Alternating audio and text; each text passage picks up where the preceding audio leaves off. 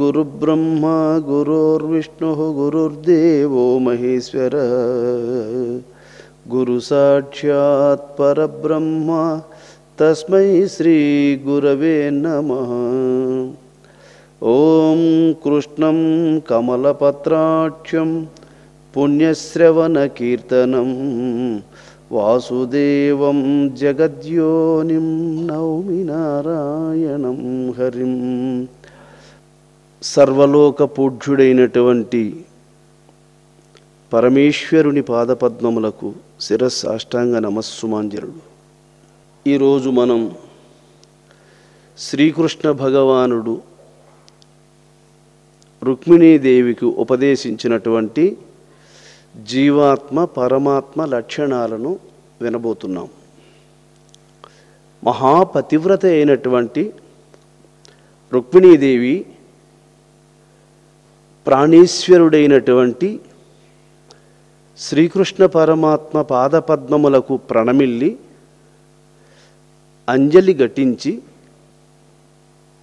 శ్రీకృష్ణ పరమాత్మను ప్రార్థనాపూర్వకంగా ఇలా అడుగుతూ ఉంది. ప్రాణేశ్వర, పరమాత్ముండన ఏ రూపంబు వాడగువు, జీవాత్ముడన ఎట్టివాడు, వీరలకును భేదంబేమి అనిన కోమలి గనియే.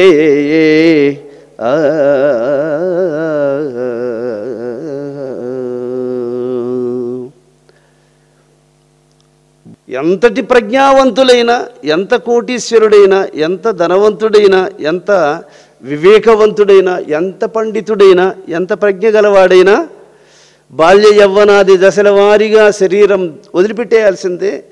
ఇలా జరుగుతూ ఉంది కదా ఈ ప్రపంచము. ఇది ఎందుకు ఇలా జరుగుతూ ఉంది, దీనికి కారణం ఏమిటి అని మనకందరికీ ప్రశ్నగా మిగిలినటువంటి ప్రశ్నకు సమాధానము స్వామివారిని అడుగుతోంది మహాతల్లి. అందుకేనండి జీవితం అనేది ఒక పరిష్కార మార్గములో కొనసాగాలి. అది ప్రశ్నార్థకంగా మిగిలిపోకూడదు. ఆ ప్రశ్నకు సమాధానం అందుకొనేసామనుకోండి, మనసు ఆడికి రిలాక్స్ అయిపోతుంది. ప్రశ్నగానే మిగిలిపోయింది అనుకోండి, సందిగ్ధంతో మనస్సు అక్కడే దిగాల పడిపోతూ ఉంటుంది. కాబట్టి ప్రశ్న, జీవితం అనేది ఒక ప్రశ్న. ఎందుకు జన్మించాము అన్న ప్రశ్నకు సమాధానం మనం తెలుసుకోవాలి. జీవించిన వాళ్ళందరూ ఇప్పుడు మనకంటే ముందు జన్మించిన వాళ్ళు కొందరు ఉన్నారు, మనకంటే వెనుక జన్మించిన వాళ్ళు కూడా వెళ్ళిపోయినారు, మనకంటే వెనకాల పుట్టిన వాళ్ళు కూడా వెళ్ళిపోయారు, మరుగైపోతున్నారు. మనకంటే ముందు పుట్టిన వాళ్ళు కూడా ఉన్నారు, కానీ అందరూ వెళ్ళిపోతారు. ఏంది ఇది? ఈ సృష్టి ఇలా నడవడానికి ఏమిటి కారణం? ఎక్కడ మిస్టేక్ ఉంది? ఉన్నవాళ్ళు అందరూ ఇక్కడే శాశ్వతంగా ఉంటే మంచిదే కదా, మరి ఎందుకు ఉండలేకపోతున్నారు? ఈ నియతి ఇలా ఎందుకు జరుగుతూ ఉంది? దీనికి కారణం ఏమిటి? దీన్ని కాస్త నాకు విశదంగా తెలియచేస్తే ఇక ఇప్పుడు నా వరకు నేను నడవడానికి ఒక దారి నిర్మించుకుంటే ఆ దారి ఎంతమందికైనా అదే ఉపయోగపడుతుంది. నేను వినియోగించుకునేటువంటి దారి అందరికీ ఉపయోగపడుతుంది అన్నట్లు నాకు ఈ ప్రశ్నకు సమాధానం అందితే ఆ సమాధానం అందరికీ, లోకములో గల సర్వప్రాణులకు ఉపయోగపడుతుంది అనేటువంటి ఉద్దేశంతో పరమాత్ముడనగా ఎట్టివాడు, జీవాత్ముడనగా ఎట్టివాడు, వీళ్ళకి ఇరువురికి భేదములేమిటి ప్రాణేశ్వర నాకు చెప్పు అని అడిగినప్పుడు శ్రీకృష్ణ భగవానుడు ఇలా అంటున్నాడు. తరుణీ దేహమునందు రెండు గతుల తద్యంబు మర్మంబుగా పరమాత్ముడన నిర్గుణుడననగు బాసిల్లు నశ్రాంతము గరిమన్ జీవుడనంగా దాసగుణమై కనిపించు ఈ మర్మము అరయదవును ఎరుగకున్నదియే అజ్ఞానమెవ్వారికి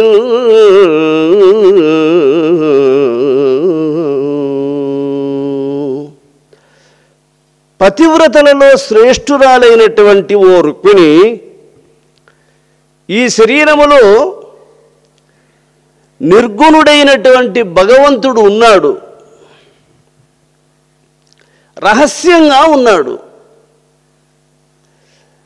ఇది తెలుసుకోవచ్చు, కానీ అందరూ తెలుసుకోలేకనే జీవితాన్ని గడిపేస్తున్నారు అంటున్నాడు. భగవంతుడు ఈ శరీరంలోనే ఉన్నాడు. నిర్గుణుడు నగుచు బాసిల్లు అశ్రాంతము, రెయ్యనక పగులనక ఏమి ఎల్లవేళల ఎప్పుడు అసలు ఆఫే లేకుండా కంటిన్యూగా భగవంతుడి ఈ శరీరములో రహస్యంగా ఉన్నాడు. ఇక్కడ ఏం చెప్తున్నాడు? ఎప్పుడు ఉన్నాడు. ఒకప్పుడు కూడా ఆయన లేకుండా పోయే సమయం అంటూ ఉండదు, ఎప్పుడు ఉన్నాడు. కానీ ఆ పరమాత్మను తెలుసుకోవచ్చు, ప్రత్యక్షంగా ఆయన్ను చూడవచ్చు. మనం ఇప్పుడు ఒకరిని ఒకరు ఎలా దర్శిస్తున్నామో అలా దర్శించవచ్చు. అద్దములో మన ముఖాన్ని మనం ఎంత స్పష్టంగా చూసుకోగలమో అలా చూసుకోవచ్చు. ఆయనతో సంభాషించవచ్చు. ఆయన స్వరూపాన్ని కనులారా చూసి ఆనందముతో ఆయనకు నమస్కరించవచ్చు. కానీ జీవుడనంగా దాసగుణమై కనిపించు ఈ మర్మము అరయదవును, ఎరుంగకున్న అది ఏ అజ్ఞానమెవరికి. పరమాత్ముడు శరీరములో ఉన్నాడు అనే విషయం తెలుసుకోకుండా జీవించడమే దీన్ని ఏమంటారు? అజ్ఞానము అంటారు. దాన్ని తెలుసుకోవడం జ్ఞానము, తెలుసుకోకపోవడం అజ్ఞానము, జ్ఞానము లేకపోవడం అంతే. కాబట్టి జ్ఞానం అనగా ఏది, అజ్ఞానం అనగా ఏది అంటే శరీరములోనే ఈశ్వరుడు ఉన్నాడు అని తెలుసుకోవడం జ్ఞానం. ఆ ఈశ్వరుణ్ణి తెలుసుకోవాలి అనే ఆలోచనే లేకుండా జీవితమంతా గడిపేయడం అజ్ఞానము అనేసాడు. ఎప్పుడు కష్టాలు ఎదురవుతాయో తెలియదు, ఎంతవరకు జీవిస్తామో కూడా తెలియదు, ఎప్పుడు ఏ ఆపదలు వస్తాయో తెలియవు. అసలు జీవునికి పాపం వానికి ఏమి తెలియదు.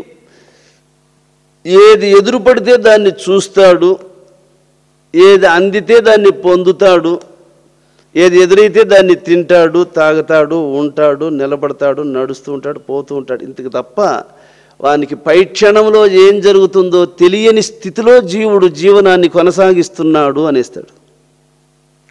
ఇవి ఇప్పుడేం జరుగుతుంది, నెక్స్ట్ ఏం జరుగుతుందని తెలిసిన వాడు ఒకడున్నాడు, పరమాత్మ అతనిలోనే ఉన్నాడు. అతనితో ఇతనికి కనెక్షన్ లేదు. ఎవరితో? సర్వము తెలిసినటువంటి పరమాత్మతో ఏమీ తెలియనటువంటి జీవాత్మకు వాళ్ళకిద్దరికీ కనెక్షన్ లేదు, వాళ్ళకిద్దరికీ అనుబంధం లేదు. ఇద్దరు శరీరంలోనే ఉంటారు, ఒకే ఇంట్లో ఉంటారు ఇద్దరు. వాళ్ళిద్దరూ ఒకరితో ఒకరు మాట్లాడుకోరు అనుకోండి, వాళ్ళు ఎట్లా ఉంటారు చూడండి. ఆయన ఎట్ట మలుకొని పోతుంటాడు, ఆయన ఎట్ట మలుకొని పోతాడు, వాళ్ళ జీవితం ఎట్లుంటుంది చూడండి. అలాగే ఒకే శరీరంలో పరమాత్ముడు ఉన్నాడు, జీవాత్మ కూడా ఉన్నాడు. కానీ ఆ పరమాత్మ అనేవాడు ఎప్పుడూ ఇతన్ని రక్షించడానికే ఉన్నాడు, ఇతని కోసమే ఉన్నాడు.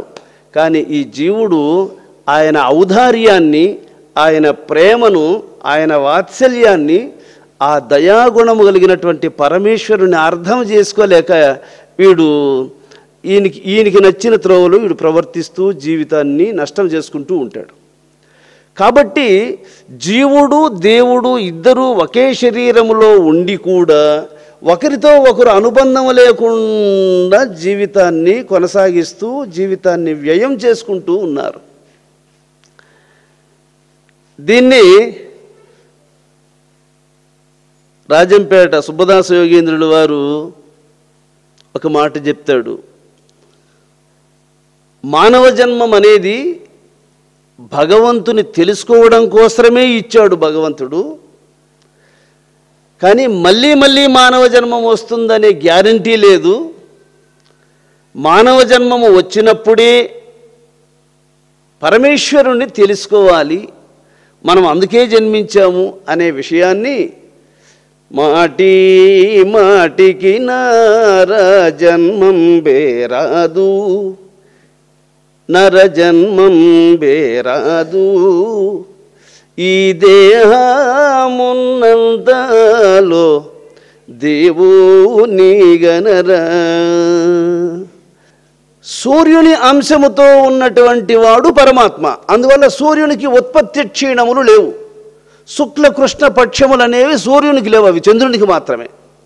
అలాగే ఈ ఉత్పత్తి క్షీణములు అనేటువంటివి జీవునికి, జీవుడు ధరించే శరీరానికి మాత్రమే ఉన్నాయి. ఈ లోపల ఈ జీవునికి సాక్షిగా ఉన్నాడు పరమాత్మ. అతడు సూర్యుని వలె ఉత్పత్తి క్షీణములు లేకుండా శరీరములోనే ఉంటున్నాడు. ఈ విషయాన్ని తెలుసుకున్నవాడు జ్ఞాని, తెలుసుకోకుండా ఉన్నవాడు అజ్ఞాని అనే విషయాన్ని చెబుతూ దాన్ని ఇంకా క్లారిటీ చేయడం కోసం ఇంకా దాని గురించి చెప్తూ ఉన్నాడు. అజ్ఞానమయ్యది అని విచారించిన నేర్పున తన్ను తానెరుగకుంట, ఎవ్వరు తన్ను తానెరుంగరా, ఎరుంగరదే మెరుగుదురన్నా. నేను సతిని, నేను పురుషుండను, నేను బ్రాహ్మణుండను, నేను క్షత్రియుండను, వైశ్యుండను, నరయ, నేను శూద్రుండను, నేను వాని పుత్రుండ, నేను ధాత్రీదవుండ, నేను శివుడ, నేను రాముండ, కృష్ణుండ, నేను నరుడ అనడి పద్ధతులెరింగుదురు అందురు ఇలను. అట్టి అజ్ఞానమును బాసి అతుల మహిమ తన్ను తాగన్నవారలే తత్వవిధులు.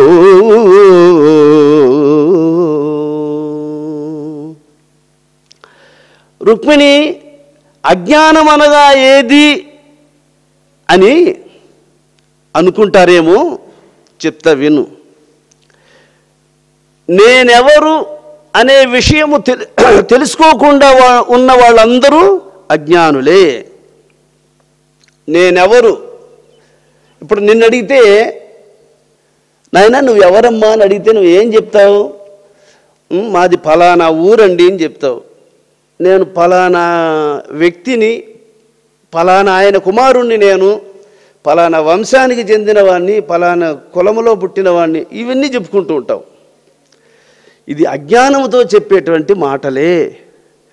నిజంగా నువ్వు పుట్టకముందెవరు, శరీరం రాలిపోయిన తరువాత నువ్వెవరు అని అడిగితే, పుట్టకముందు నేనెవరో నాకు తెలియదు, ఈ పుట్టుకతో కూడిన శరీరం రాలిపోయిన తర్వాత మళ్ళీ నేను ఎలా ఉంటానో, నేను ఎవరో కూడా నాకు తెలియదు. పుట్టక ముందు ఎవరో తెలియదు, మరణించిన తరువాత కూడా ఎవరో నేను తెలియదు. మధ్యలో వచ్చినటువంటి శరీరాన్ని గురించి మాత్రమే నేను బ్రాహ్మణుణ్ణి, క్షత్రియుణ్ణి, వైశ్యుణ్ణి, శూద్రుణ్ణి, స్త్రీని, పురుషుని అని చెప్పుకుంటున్నాం అంతే. అందువల్ల ఎవరయ్యా నువ్వు అని అడిగితే ఏం చెప్తారు అంటే, నేను స్త్రీని, నేను పురుషుణ్ణి, నేను క్షత్రియుణ్ణి, నేను వైశ్యుణ్ణి, నేను బ్రాహ్మణుణ్ణి, నేను శూద్రుణ్ణి, నేను రాముణ్ణి, నేను కృష్ణుణ్ణి, నా పేరు శివయ్య, ఇలా చెప్పుకుంటారే కానీ వీళ్ళు నిజంగా నేనెవరు అనేటువంటి విషయము తెలియనటువంటి అజ్ఞానులే. ఇక్కడ చూడండి, విచిత్రం ఏమిటి అంటే, దీనికి పేరు అవయవములకు అన్ని పేరులు గలిగే, నీ పేరు తెలియవేచులుగా అంటాడు. దీన్ని ఏమంటారు? ముక్కు, పెదవి, కన్ను, చెవి, నోరు, హస్తములు, పాదములు, అన్నిటికీ అన్ని పేర్లు ఉన్నాయి కదా. ప్రతి అవయవానికి ఒక్కొక్క పేరు ఉంది. పోనీ అంతా కలిపితే నీ పేరు ఏం పేరు చెప్పండి అని అడిగితే ఏం చెప్తావు?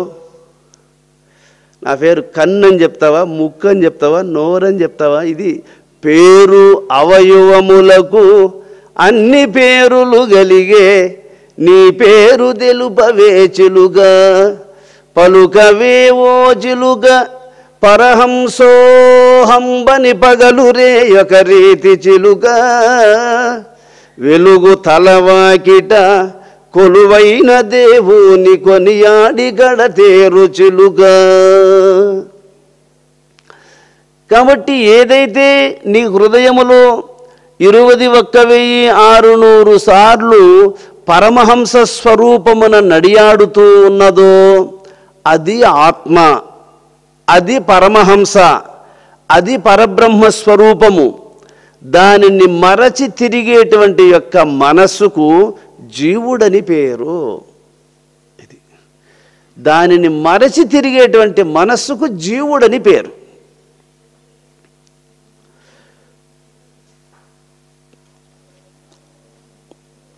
ప్రచురమైన జీవ పరమాత్మ భావముల్ తేట తెల్లముగను తెలియవలయు అట్లుగా గయున్న అబ్జభవాది నిర్జరులకైన చెడదు సంశయంబు. ప్రచురమైన జీవ పరమాత్మ భావముల్ తేట తెల్లముగను తెలియవలయు అట్లుగా గయున్న అభ్యభవాది నిర్జరులకైన చెడదు సంశయంబు.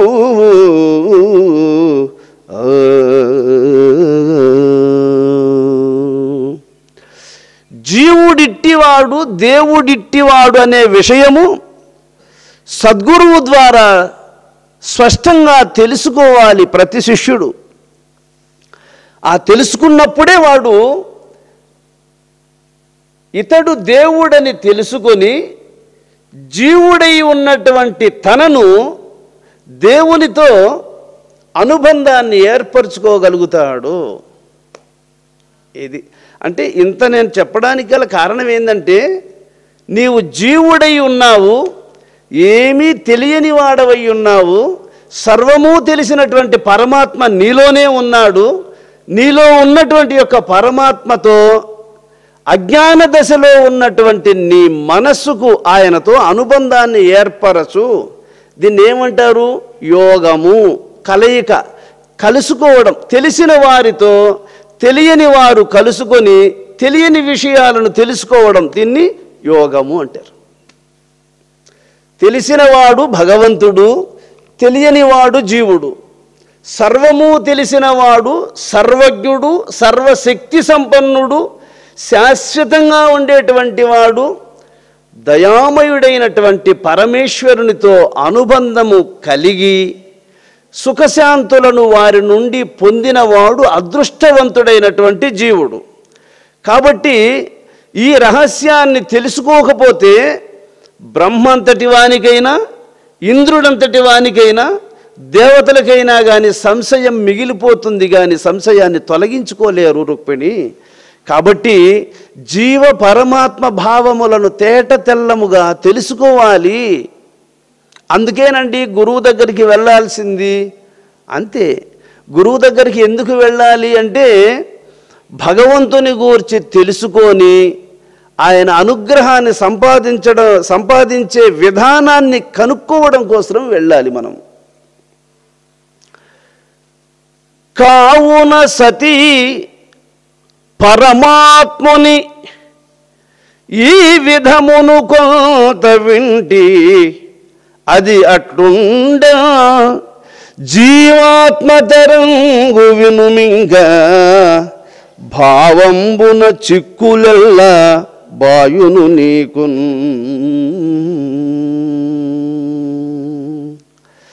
ఇక్కడ 4 మాటల్లో పరమాత్మ విషయాన్ని చెప్పాడు, దాన్ని అక్కడ ఉంచాడు. ఇక జీవుని విషయాలను చెప్పబోనుకుంటూ ఉన్నాడు. ఎందుకంటే జీవుని యొక్క స్థితిని గూర్చి చెప్పినప్పుడే వాడు ఈ స్థితిలో, ఇంత అధమాధమమైనటువంటి స్థితిలో, ఇంత తక్కువ స్థాయిలో ఉన్నటువంటి జీవుడు మహోన్నత స్థితిని అందుకోవడానికి తగిన ప్రయత్నం ఇంకా చెయ్యాలి. అలాంటి ప్రయత్నం వీడు చెయ్యాలంటే వీని పరిస్థితి ఏందో వీనికి తెలియాల. తెలిస్తే కానీ వీడు పరమాత్మను తెలుసుకోవడానికి సుముఖతను సూచించడు. అందుకని ఇంకా జీవుని యొక్క విషయాలను చెబుతా విను నేను ఓ రుక్మిణి అని ఇలా అంటున్నాడు.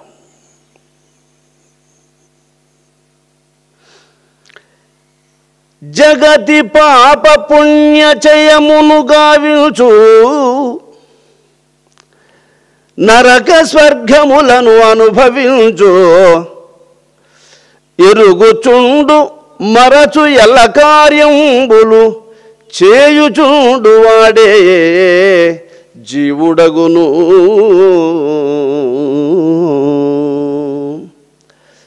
పాపపు పనులు చేస్తూ ఉంటాడే వాడేనండి జీవుడు. ఇది తప్పు, ఇది చేయకూడదని తెలుసు, దాన్నే చేస్తాడు. ఇది అబద్ధము, ఇది మాట్లాడకూడదని తెలుసు, కానీ అదే మాట్లాడతాడు. ఇక్కడికి వెళ్ళకూడదు, దానివల్ల మనకు ఇబ్బందులు ఎదురవుతాయని తెలుస్తుంది, వాడు మళ్ళీ అదే చేస్తాడు. ఇలాంటి స్వభావాలు ఉన్నవాడినే జీవుడు అంటారు రుక్మిణి. ప్రతి మనిషికి తాను మాట్లాడేది కరెక్ట్ అవునా కాదా అని తెలుసండి. తెలిసి కూడా తప్పే మాట్లాడతాడు. తాను చేసేది మంచా చెడా అనేది తెలుసండి, తెలిసి కూడా తప్పే చేస్తాడు. అలా చేసేవాడు ఎవడు అంటే వాడే జీవుడు అని చెప్పబడతాడు. సిగ్నల్ నీకు ముందుగా మనసు చెప్తుంది, నువ్వు తప్పు చేస్తున్నావు అని మనసు సిగ్నల్ చెప్తుంది లోపల అంతరాత్మ. వీడు దాని మాట వినడు. అందువల్ల ఈ పాపము వల్ల వీడు దుఃఖం అనుభవిస్తాడు. జగతి పాప పుణ్య చయమును గావించు. పుణ్యము చేసుకున్నవాడు సంతోషాన్ని అనుభవిస్తాడు, మంచి చేసుకున్నవాడు సుఖాన్ని అనుభవిస్తాడు, చెడు చేసుకున్నవాడు దుఃఖాన్ని అనుభవిస్తాడు. దానికి రిజల్ట్ అది. చెడుకు రిజల్ట్ దుఃఖం, మంచికి రిజల్ట్ సుఖం. నువ్వు సుఖంగా ఉన్నావు అంటే అది నువ్వు చేసుకున్న పుణ్యము, దానికి రిజల్ట్ అదే. నువ్వు దుఃఖం అనుభవిస్తున్నావా, నువ్వు అశాంతిగా ఉన్నావా అంటే అది నువ్వు చేసుకున్నటువంటి పాపమునకు ప్రతిఫలం, దుఃఖం అనుభవిస్తున్నావు అంతే. పాపపుణ్యాలు అనేటువంటివి నరక స్వర్గాలకు తిప్పుతూ ఉన్నది జీవులను. పాపాత్మని నరకలోకానికి తీసుకుపోయి శిక్షిస్తుంది, పుణ్యాత్మని స్వర్గలోకానికి పంపించి సుఖాలను భోగాలను అనుభవింపచేస్తుంది. తన కోపమే తన శత్రువు, తన శాంతమే తనకు రక్ష. దయ చుట్టంబో తన సంతోషమే స్వర్గము, తన దుఃఖమే నరకమండ్రు తద్యము సుమతి. శత్రువు ఎవరండి అంటే నిన్ను కొట్టడానికి కట్టెత్తుకొని వచ్చేవాడు కాదు, దానికి ఆ కారణాలను కల్పించినటువంటి నీలో ఉండే కోపం అనే శత్రువు ఎదుటివాని నుంచి అటువంటి ప్రతిస్పందన కలిగేటట్టు చేస్తుంది. అది దీనికి కారణం నీలోనే ఉంది. అదేంటది? కోపము. అందువల్ల తన కోపమే తన శత్రువు, తన శాంతమే తనకు రక్ష. శారదాదేవి అత్తగారింటికి వెళ్ళేటప్పుడు, ఆ రోజుల్లో వెహికల్స్ ఏమి లేవండి, నడిచే వెళ్ళేవాళ్ళు. పెళ్లి చేసుకుంటే కూడా అత్తగారింటికి వెళ్ళేటప్పుడు ఈ కాలిదారింటి అడవులింటి నడిచి వెళ్ళేవాళ్ళు అప్పట్లో, ఆ కాలంలో. ఆ నడిచి వెళ్ళేటప్పుడు ఇక చీకటి పడితే దొంగలతో బెడద ఎక్కువ. అందుకని ఈ బంధువులందరూ కూడా చీకటి పడే లోపు వేరే ఊర్లోకి చేరుకోవాలి, లేకపోతే దొంగలతో ఇబ్బంది ఎదురవుతుందని చెప్పిన అందరూ గబగబ వాళ్ళ హెచ్చరికతో వాళ్ళు వెళ్ళిపోయారు. పాపం శారదాదేవి, రామకృష్ణ పరమహంస గారి భార్య శారదాదేవి పసిబిడ్డ కదండి, నడిచి నడిచి నడిచి కాళ్ళు నొప్పి పుట్టి నడవలేక మెల్లిగా నడుస్తుంటుంది. కానీ ఈ పెళ్లి కూతురు అమ్మాయిని వదిలేసి వెళ్ళిపోయారు వీళ్ళందరూ. ఈ అమ్మాయి ఒకటే బాగా అలంకరణ చేసుకొని బాగా ఒళ్ళు నిండా నగలు పెట్టుకొని వస్తూ ఉంది. ఒక దుర్మార్గుడైనటువంటి దొంగ పొడవాటి కట్టె ఒకటి ఎత్తుకొని ఇలా పెద్ద పెద్ద మీసాలు పెట్టుకొని ఇంతంత కళ్ళు నిప్పుల్లాగా ఎర్రగా ఉన్నాయట. వాడు పండ్లు పటపట గీటుతూ కట్టె చేత పట్టుకొని ఎదురుగా వస్తున్నాడు. ఎదురుగా వస్తే ఆ శారదాదేవి అతన్ని చూసి, నాయనా నేను నీ కూతుర్ని నాయనా, నేను నీ కూతుర్ని నాయనా అని అనిందట. అంటే అతనికి ఒకే ఒక కూతురు ఉండేది. ఆ కూతురు 3 మాసాలకు ముందు చనిపోయిందట. ఎప్పుడైతే ఈ బిడ్డ నాయనా నేను నీ కూతుర్ని నాయనా అని అనిందో, తన కూతురు తనకు గుర్తొచ్చింది. ఆయనకు గుర్తొచ్చి కట్టె పడేసేసాడు. కట్టె అక్కడ పడేసేసి దగ్గరికి వెళ్ళి, అమ్మా రానాయనా పోదాంరా అని ఆ బిడ్డను దొంగ వాళ్ళ ఇంటికి పిలుచుకొని పోయి వాళ్ళ ఆవిడని పిలిచి, ఏమే మా కూతురు వచ్చింది చూడు అని ఆ భార్యని పిలిచి భార్యకి అప్పగించాడట.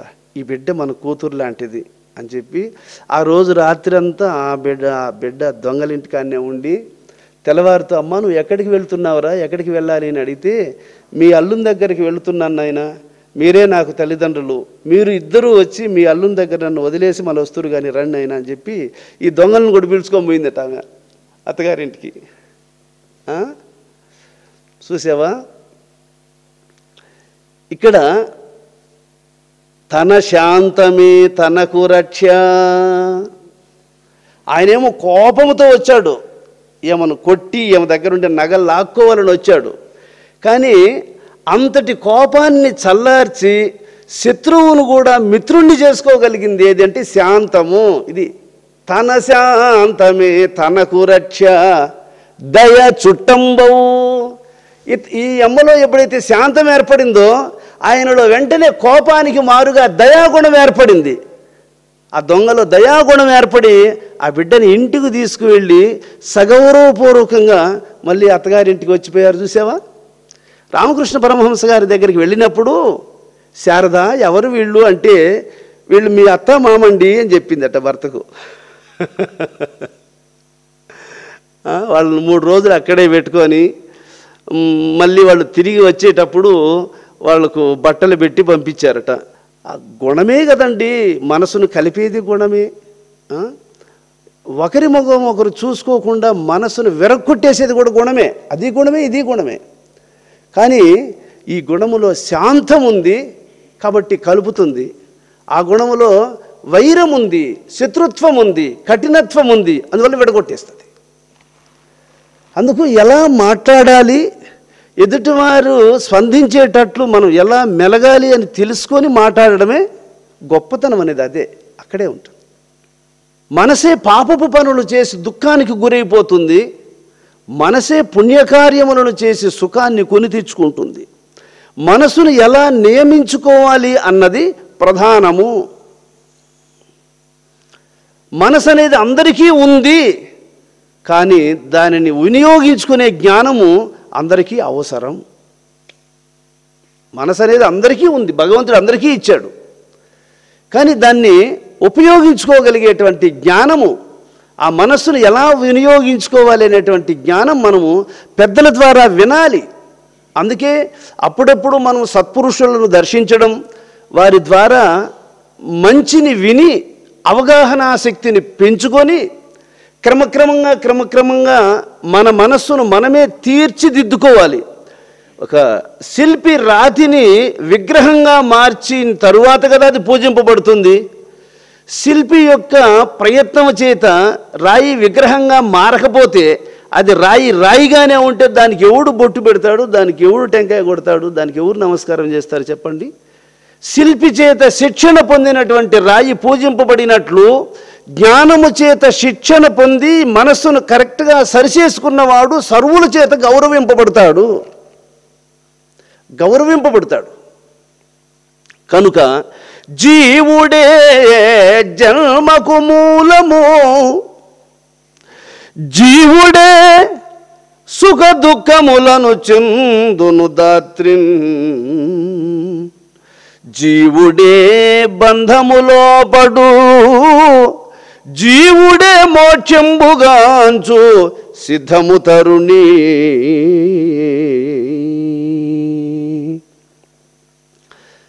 ఈ జన్మకు రావడానికి కారణము ఎవరు అంటే జీవుడే. మనము చేసుకున్నటువంటి కర్మ శేషించి ఉండే దానివల్ల ఆ శేషించి ఉన్నటువంటి కర్మలను అనుభవించడానికి అది మళ్ళీ జన్మకు తీసుకొస్తుంది.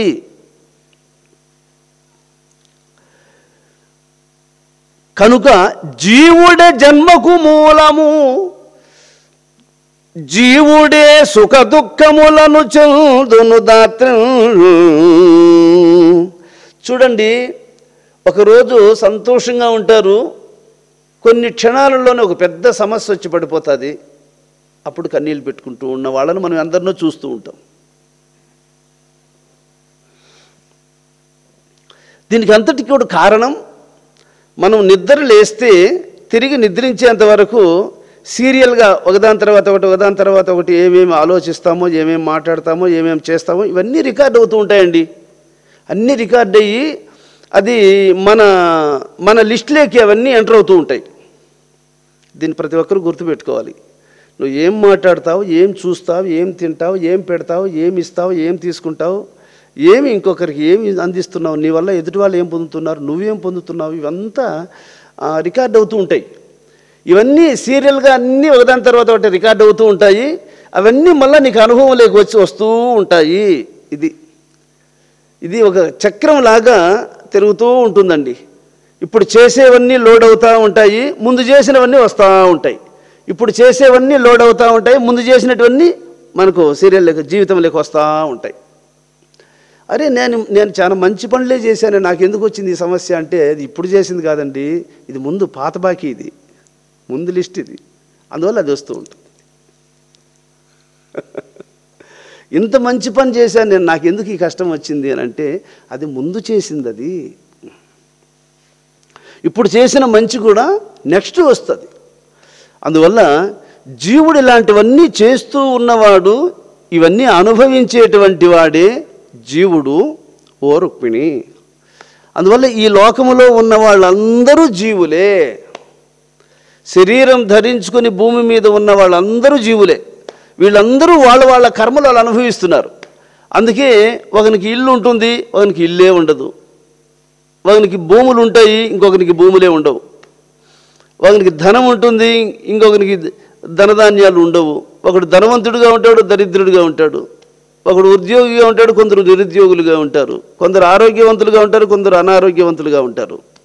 కొందరు ఐకమత్యంగా ఉంటారు కుటుంబంలో, కొందరు విరోధిస్తూ జీవిస్తూ ఉంటారు. ఏంది ఇది, ఎందుకు ఇలా జీవిస్తున్నారంటే వాళ్ళ కర్మను వాళ్ళు ఈ విధంగా అనుభవిస్తూ ఉన్నారు.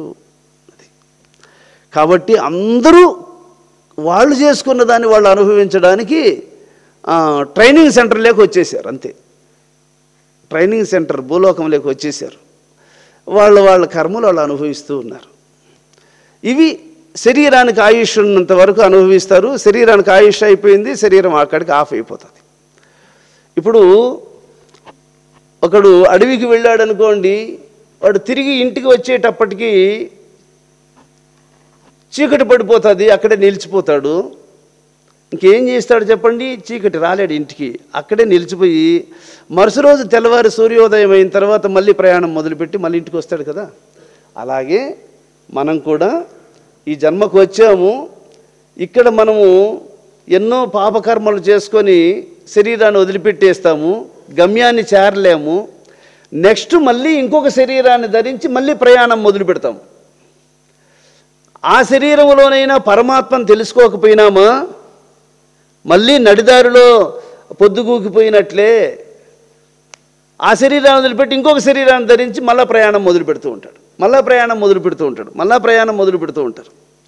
ఇలాగా పరమాత్మను తెలుసుకున్నప్పుడు మాత్రమే గమ్యాన్ని తన ఇంటికి తాను చేరుకున్నవాడు అవుతాడు.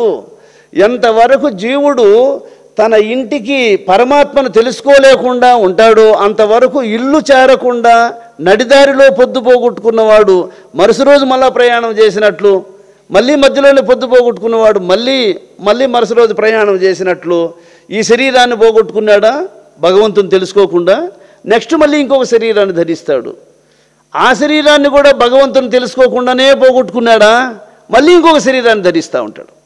ఇలాగా భగవంతుణ్ణి ఎప్పుడైతే తెలుసుకుంటాడో అప్పటికి చివరి జన్మం అదే. ఎంతవరకు భగవంతుణ్ణి తెలుసుకోకుండా ఉంటారో అటువంటి వాళ్లకు మళ్ళా పుట్టడం మళ్ళా మరణించడం, మళ్ళా పుట్టడం మళ్ళా మరణించడం అనేది జరుగుతూ ఉంటుంది. ఇది ఈ కాలచక్రములో వీడు దాటలేడు కాలచక్రాన్ని. ఈ కాలచక్రాన్ని దాటలేక కాలచక్రములో పడి తిరుగుతూ ఉంటాడు. జనన మరణముల చక్రం అంటారు దీన్ని.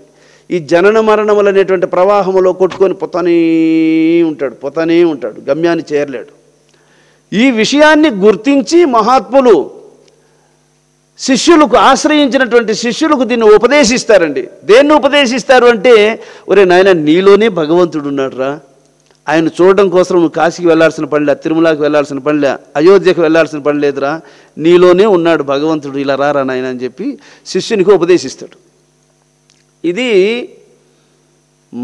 ఎట్టయితే పెరుగు చిలికితే వెన్న చేతికి వచ్చినట్లు మనస్సును భగవంతునితో చేర్చితే భగవత్స్వరూపము దర్శనం అవుతుందనే విషయాన్ని మహాత్ములు కనుక్కొని వాళ్ళు పెట్టిన భిక్షే ఈరోజు మనం ఆ పరమేశ్వరుని గురించి 4 మాటలు చెప్పుకోగలుగుతున్నాము అంటే పూర్వము ఆ పూర్వాచార్యులైనటువంటి ఆ మహానుభావులు తెలియజేసిన దానివల్లనే వాళ్ళ అనుగ్రహంతో మనం ఈరోజు ఈ సత్యాన్ని తెలుసుకొని ఈ జీవితాన్ని సార్థకం చేసుకోగలిగినటువంటి మార్గంలో నడవగలుగుతున్నాం మనం.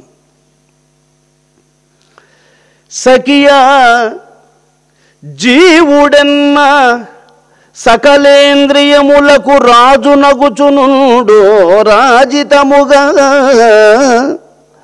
అతడు లేక ఇంద్రియంబులు ఏమియు చేయజాలవింక సిద్ధముగను.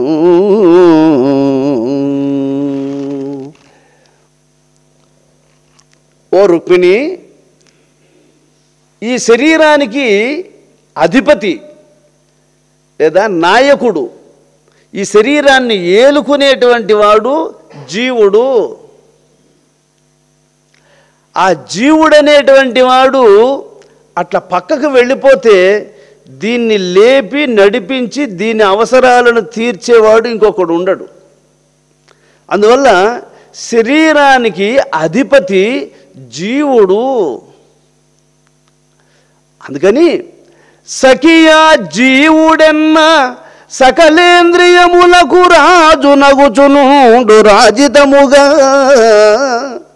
అతడు లేక ఇంద్రియంబులు ఏమియు చేయజాలవింక సిద్ధముగను. ఈ జీవుడు అనేటువంటి వాడు నిద్రావస్థలో తన సింహాసనాన్ని దిగి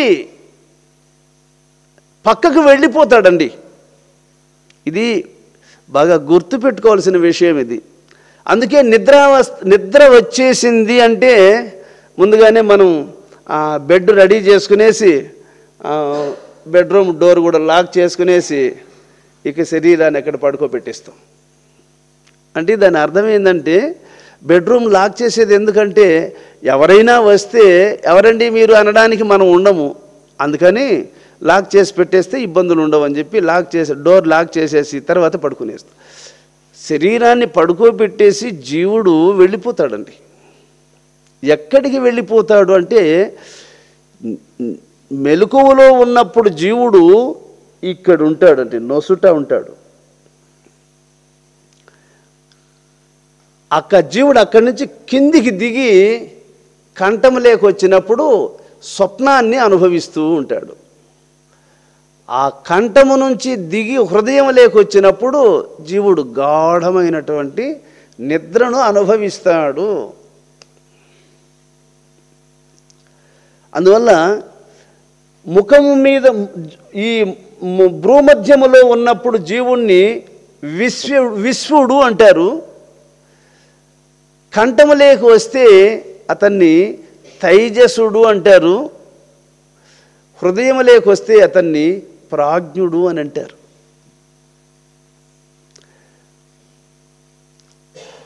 ఈ శరీరము పంచభూతములైదు, జ్ఞానేంద్రియములైదు, కర్మేంద్రియములైదు, పంచతన్మాత్రలైదు, 4 5 20, అంతరేంద్రియములు 4 24. 24 చేత ఈ శరీరం ఏర్పడి 25వ వాడు జీవుడు దీంట్లో చేరుకొని నివాసం ఉంటున్నాడు. 26వ వాడు పరమాత్మగా ఉన్నాడు. అది చెప్తున్నాడు ఇక్కడ. ధర షడ్వింశకూడగుణ పరమాత్ముడేయంచు నాత్మ భావింపవలె.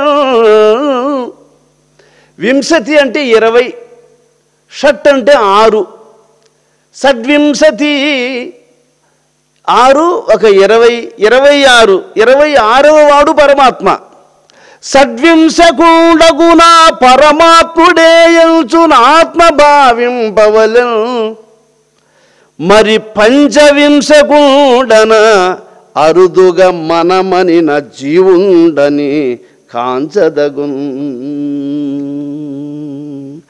పంచవింశకుడు, పంచ అంటే 5, వింశతి అంటే 20, పంచవింశకుడు 25తో కూడి ఉండేవాడు జీవుడు, 26వ వాడు పరమాత్మ. ఇన్ని కలిస్తే జీవితం నడుస్తూ ఉంటుందండి. ఇప్పుడు చూడండి, చెవి ఉంటుంది కానీ వినపడదు అనుకోండి, అప్పుడు ఏమంటారు? చెవి పని చేయడం లేదు అని అంటారు. చూడండి, ఒక చెయ్యి ఉంటుంది కానీ చెయ్యి లేవదు, దాన్ని ఏమంటారు? చెయ్యి పని చేయడం లేదు అని అంటారు. కన్ను ఉంటుంది కానీ కనబడదు, దాన్ని ఏమంటారు? కన్ను పని చేయడం లేదు అని అంటారు కదా. కాబట్టి ఇవన్నీ పని చేస్తున్నాయి అని అంటే 25 కరెక్ట్గా ఉంటేనే అన్నీ పని చేస్తాయి. ఏ ఒక్కటి పని చేయకపోయినా బాడీలో ఒక అంగము డల్ అయిపోతుంది అంతే. ఈ శరీరం ఎట్లా ఏర్పడిందంటే భగవంతుని యొక్క అనుగ్రహంతో ఏర్పడింది. అటువంటి దాన్ని మనం తెచ్చుకొని ఏం చేస్తున్నామండి? దాన్ని కూడుగుడ్డలు మాత్రం పెట్టి కట్టి ఈదలింటి తిప్పి పాడు చేస్తున్నాం అంతే. ఏం తెలుసుకుంటున్నాం? కూడుగుడ్డలు పెట్టి ఈదలింటి తిప్పుతూ ఆయుష్నంతా పోగొట్టుకుంటున్నాం. అట్లాగా ఒకడు మంచి కారు కొనుక్కున్నాడట, వానికి డ్రైవింగ్ చేసేది రాదు, రోజు దాన్ని తుడిసేది మళ్ళీ అడబెట్టుకునేది, రోజు దాన్ని క్లీన్ చేసేది అడబెట్టుకునేది. అలాగా పవిత్రమైన శరీరాన్ని భగవంతుడు మనకి ఇచ్చాడు. రోజు మనం దీనికి నీళ్లు పోసేది, మేకప్ చేసేది, కూడి పెట్టేది, కూర్చొని పెట్టేది తప్పితే దీని లోపల ఏం జరుగుతూ ఉంది అనేది దీన్ని డ్రైవింగ్ చేసేది మనకు తెలియడంలే. దీని లోపల ఎవడున్నాడు? ఏమి నువ్వు నిద్రపోయేటప్పుడు కూడా lub dub lub dub lub dub lub dub అని గుండె కదులుతూనే ఉంది, ఊపిరి తిరుగుతూనే ఉంది. బాగా పప్పు పాయసం అంతా తినేసి పడుకొని నిద్రపోతే కూడా లోపల అదంతా కూడా క్లీనింగ్ అవుతూ ఉంది.